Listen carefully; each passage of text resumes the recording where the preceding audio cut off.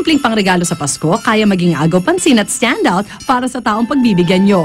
Sa tulong ng gift wrapping techniques ay madali itong ma-achieve. Alam mo naman, bahang-bahanga yun. Kaya mas in-offer natin na sana gumamit lang ng papers, no plastics.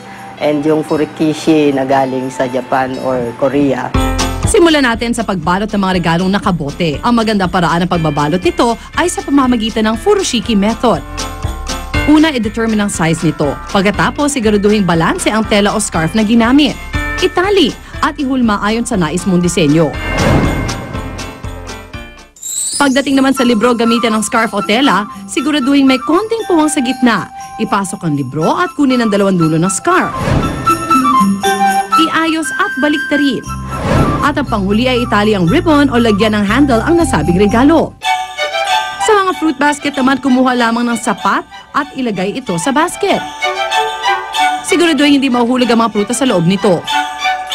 Matapos, ihulma gamit ang cling wrap at isila mga gilid gamit ang heat gun o kaya hair dryer. But then, magagamit pa rin naman niya yung kasi scarf yun. No, kung hindi naman siya scarf, pwede rin naman siya maging panyo. Tandaan mga kapuso, sa tulong na maayos at magandang gift wrap ay lalong matutuwa ang makakatanggap ng inyong regalo.